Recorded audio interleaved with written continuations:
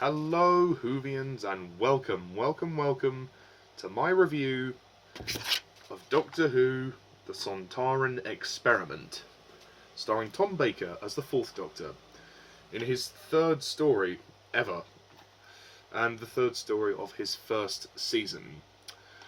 So, the Sontaran Experiment, this is the first two-part story in quite some time. This is a very short story. It was actually a decision made by Robert Holmes, one of the writers, and at the time was the script editor. He wasn't really big on the six-part stories. He felt that they were a little too long and padded out, which is understandable. So the decision he made was to have one four-part story and one two-part story. So yeah, and then that was what we got. So obviously the previous couple of stories were 4 parts, and this one was 2. Sorry, 2. Didn't mean to do that. And basically, the story of this very short story is transmitting down from Nerva Beacon. The Doctor, Sarah, and Harry find themselves on Earth in the far future, long since abandoned by the human race. But it soon becomes clear that they are not alone. A shipwrecked crew of Galsec colonists are being hunted down one by one. What is the creature that lives in the rocks, and what is the purpose of the lethal tests it is conducting? Can the Doctor ensure the safety of the Earth for future generations of mankind? And that is essentially the synopsis of the story. The Sontaran Experiment. First of all, thanks to Nicholas Payne for lending me the DVDs.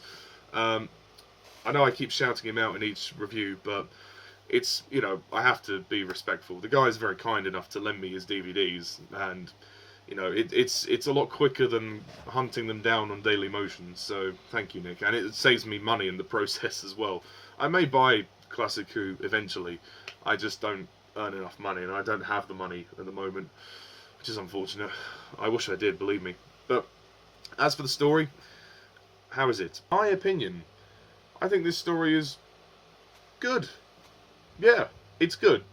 I mean, that's all you can really say. There's not much you could talk about because there's only 2 parts, so it breezes by. And do forgive me if I sniff and sneeze and splutter. I'm on the bare end of a cold at the moment. I think this is a suitably fun Doctor Who story. It's shot entirely on location, which I think is a very nice thing to have.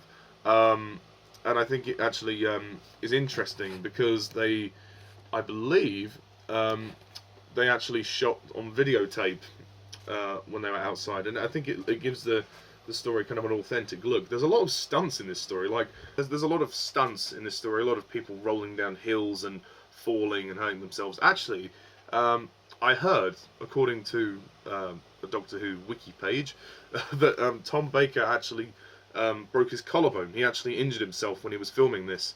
And they rushed him to hospital thinking the injury was very serious, and they were worried about having to recast him, thinking that he wouldn't be physically able to continue anymore. But thankfully the injury wasn't very serious, and he was allowed to continue, and he was willing to continue, so thank God. Otherwise we may not have got the long run of Tom Baker that we have. But yeah, also Philip Hinchcliffe does a great job producing this. Rodney Bennett directs it. It's slick, it's tight, it's brisk, it's 2 parts, it doesn't drag whatsoever. It certainly falls a bit short after you watch the previous story, The Ark in Space, which was a very good story. This one's, it's a bit run-of-the-mill, it's decent. There isn't really much to talk about. The villain, the Sontaran in this story, Stahl, well, spelled actually Steyr, not Stahl, sorry, not Steyr, and the Marshal are both played by Kevin Lindsay, who I believe, I don't know if he played, I think he played Lynx in The Time Warrior. I think he did. If he didn't, then please correct me. But I believe he did. So it's nice to see him again, and I like his voice. The only thing I'd say is I'm not really keen on the design of the character. I feel like the design was a lot better in The Time Warrior. It comes across here as a little more goofy, like the way the expressions are on his face. Like if you look at the, oh, you can't see it on here, but if you look at the back, it looks kind of like it looks a little more goofy and a little more. It looks a bit weird, if you know what I mean. And the colour of it, I'm just not keen on it. And it looks like, I mean, the Sontarans are often compared to the likeness of like a big baked potato. He looks like a very crusty baked potato. I'm sorry. Look, don't want to sound disrespectful to the design team. I know they're on a tight budget, but I thought you could have just kept the same design from the Time Warrior, which, you know, the story in Job Pertwee's era. I don't understand why they changed the design. I suppose because it was a different character, but at the same time, it just didn't really look right. I find myself thinking, yeah, it just wasn't very empowering. But however, the actor Kevin Lindsay does give a good performance, and he has a very he has a pretty fun fight scene with the Doctor at the very end. They have a sort of a sword fight, I think, which is cool. It doesn't go on very long, but it's very entertaining nonetheless. Also, this story kind of sees the three main characters, going off in their individual pieces.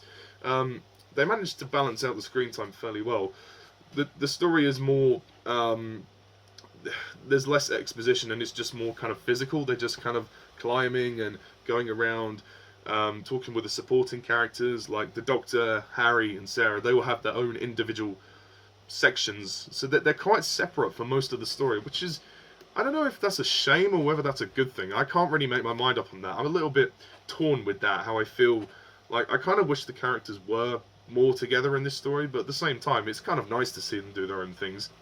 As for the supporting cast, Viral, Kranz, and Iraq, they're okay. I mean, they're not really developed characters, but I guess they're alright.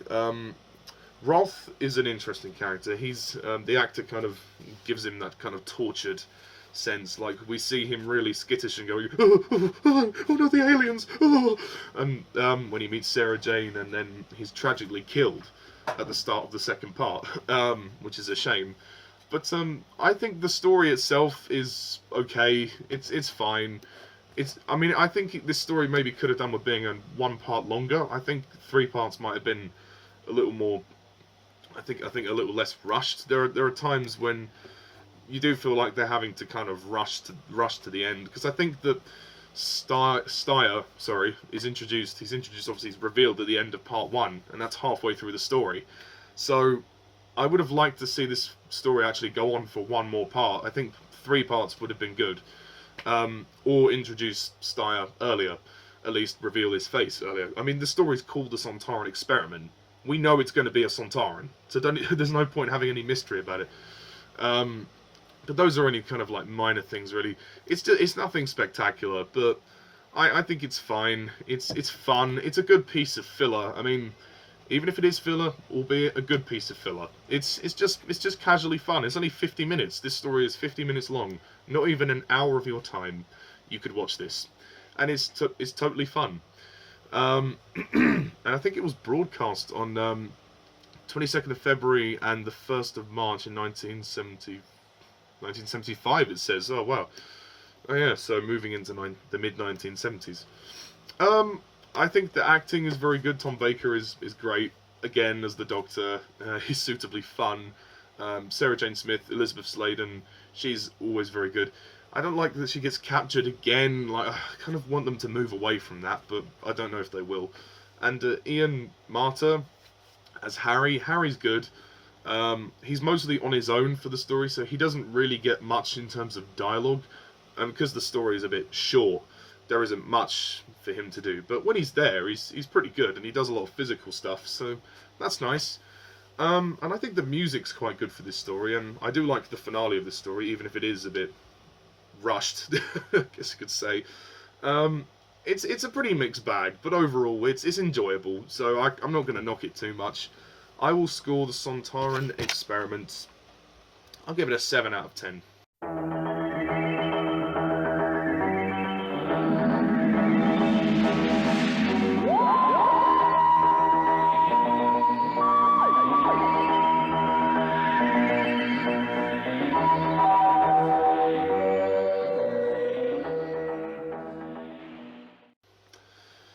Yeah, it's only 2 parts, and I think it's fine. So, yeah, that's my review of the Sontaran experiment. Next time, though, we return to the Daleks. Dun dun dun! With what a lot of people and what Doctor Who magazine have voted the greatest Doctor Who story of all time. Genesis of the Daleks. Ooh, so that's going to be interesting. And it is the penultimate serial for season 12. There's only one more story in the season after that. Which then moves to the Cybermen. So my god, this is going to be awesome.